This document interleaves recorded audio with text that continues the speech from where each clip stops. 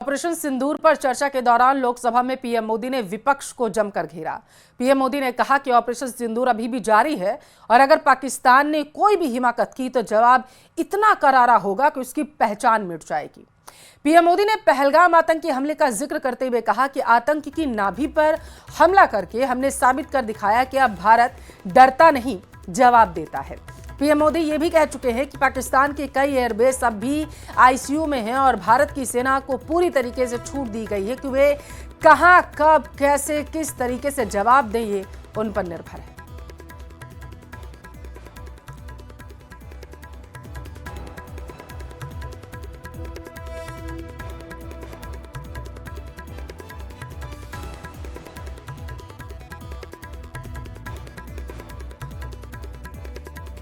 हमें गर्व है आतंकियों को वो सजा दी और सजा ऐसी है कि आज भी आतंक के उन आकाओं की नींद उड़ी हुई है। भारत ने 6 मई रात और 7 मई सुबह जैसा तय किया था वैसी कार्रवाई की और पाकिस्तान कुछ नहीं कर पाया। 22 मिनट में 22 अप्रैल का बदला निर्धारित लक्ष्य के साथ हमारी सेना ने ले लिया। पाकिस्तान के साथ हमारी लड़ाई की तो कई बार हुई है,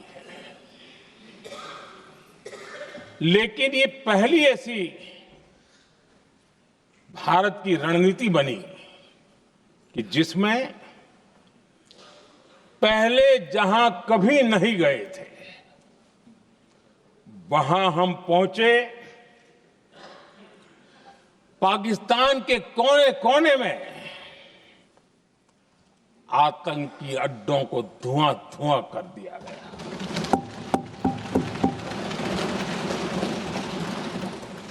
आतंक के गढ़ कोई सोच नहीं सकता कि वहां तक कोई जा सकता है।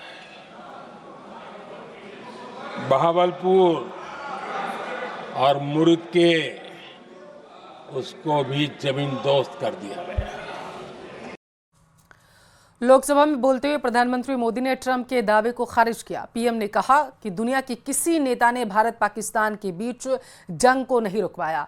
इस दौरान पीएम ने जोडी वेंस के कॉल का भी जिक्र किया और ये भी कहा कि ऑपरेशन सिंदूर पर भारत को पूरी दुनिया का समर्थन मिला है। दुनिया के किसी भी नेता ने भारत के ऑपरेशन रोकने के लिए नहीं कहा।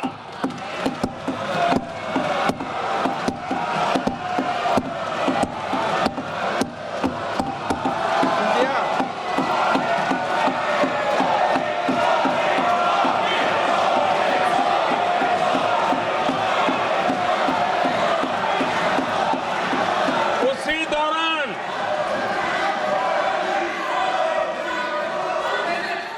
9 तारीख को रात को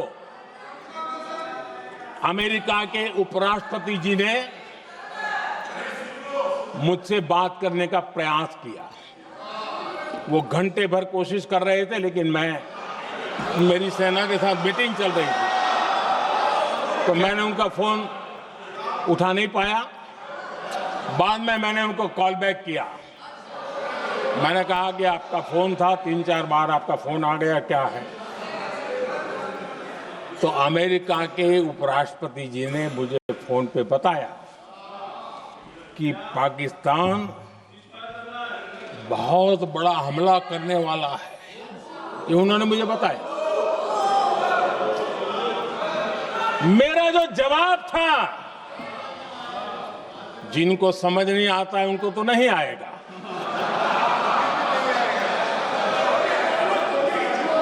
मेरा जवाब था, अगर पाकिस्तान का ये इरादा है तो उसे बहुत महंगा पड़ेगा। ये मैंने अमेरिका के उपराष्ट्रपति को कहा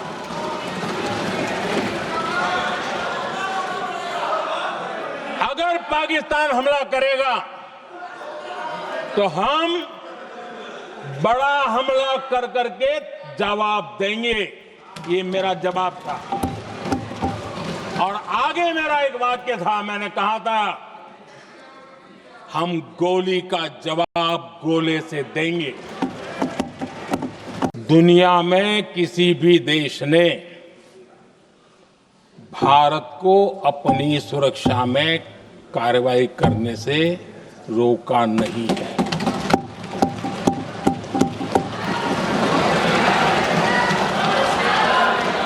संयुक्त राष्ट्र 193 कंट्रीज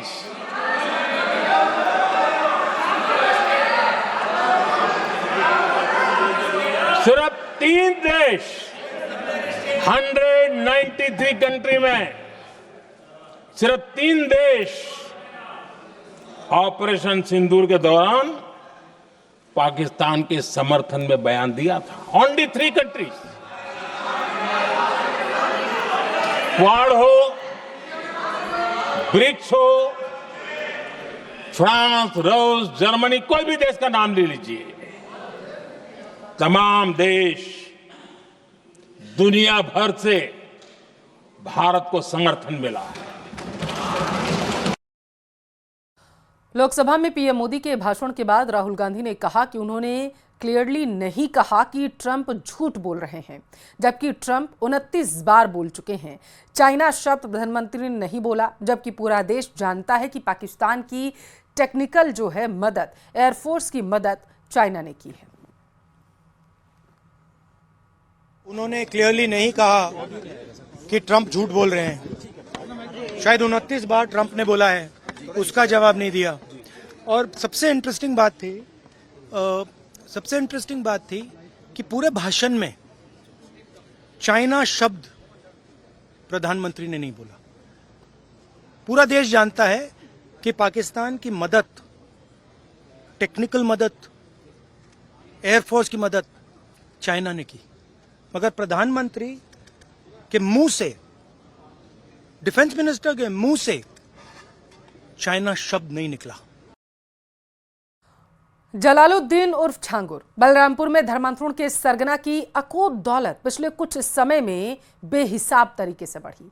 ईडी की टीम ने पिछले दिनों जिन ठिकानों पर छापा मारा, वहां से मिली जानकारी के आधार पर क्या खुलासा हुआ है, इस रिपोर्ट में आप देखिए।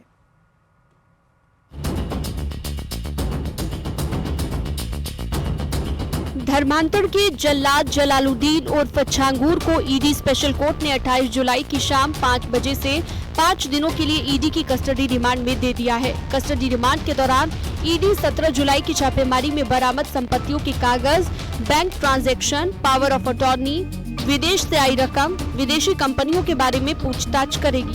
छांगूर के अवैध धर्मांतरण सिंडिकेट की मनी लॉन्ड्रिंग के तहत अब तक की ईडी जांच में 22 ऐसे बैंक खातों की जानकारी मिली है, जिसमें 63,90,000 रुपए आए हैं। इसमें तमाम रकम विदेश से भी आई है। ईडी ने अभी तक जांच में इस बड़ी रकम को संदिग्ध माना है। छांगूर गैंग के संदिग्ध खाते नीतू नवीन रोहरा के बैंक खाते में 14 करोड़ 9 लाख रुपए जमा हुए। नवीन रोहरा का खाता जिसमें 8 करोड़ 17 लाख रुपए जमा हुए।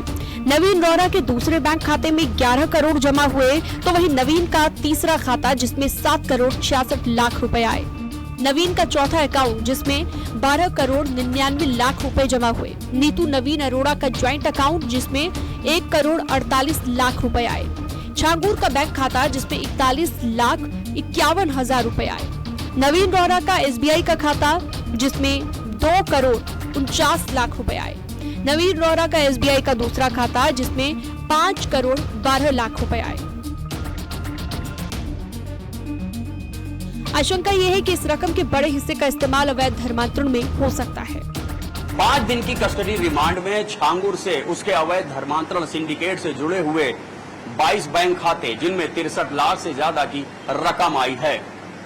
2 बैंक खातों में यूएई से भी रकम आई है। ईडी इस पर सवाल जवाब करेगी।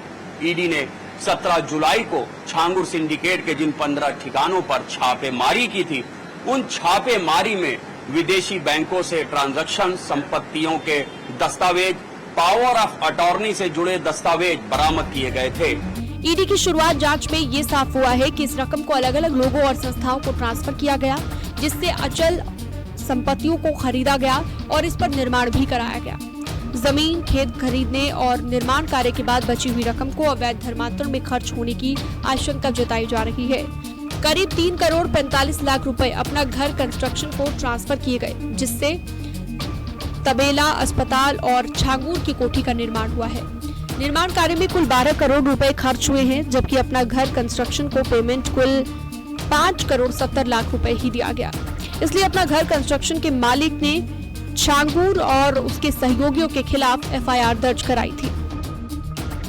ईडी को अब तक 22 बैंक ट्रांजैक्शन की जानकारी मिल चुकी है, जिनमें 63 करोड़ रुपए आए हैं और यही रकम संपत्तियों को खरीदने में, निर्माण कराने में खर्च की गई है।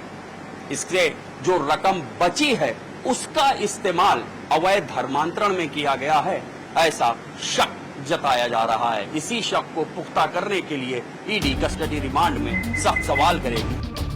17 जुलाई को छांगूर सिंडिकेट से जुड़े हुए 15 ठिकानों पर छापेमारी के दौरान खुलासा हुआ कि छांगूर ने नवीन रोहरा और नीतू रोहरा के साथ मिलकर कई अचल संपत्तियां साल 2020-21 के दौरान खरीदी हैं।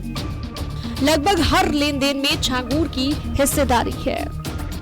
छांगूर गैंग की अचल संपत्ति: उतरौला में 3 बीघा खेत, कीमत 65 लाख रुपए, 9000 स्क्वायर फीट की कोठी, कीमत 64 लाख रुपए। मधुपुर में 5 बीघा खेती वाली जमीन, कीमत 1 करोड़ 25 लाख रुपए।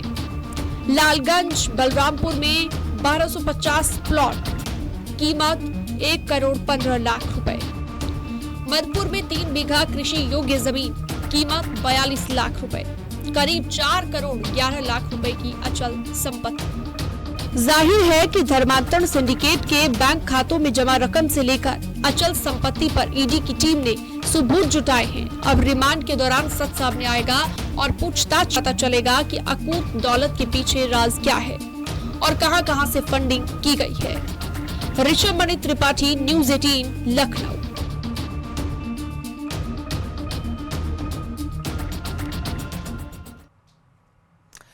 उत्तर प्रदेश के शाहजहांपुर में एक आईएएस अफसर रिंकू सिंह राही का वकीलों के बीच में कान पकड़कर उठक बैठक करते हुए वीडियो वायरल है।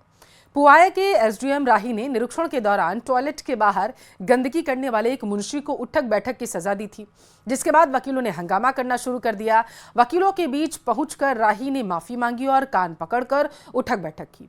इस घटना का वीडियो प्रशासनिक और पुलिस अधिकारियों में चर्चा का विषय बना हुआ है। वकीलों ने आईएएस के माफी मांगने के बाद धरना खत्म कर दिया।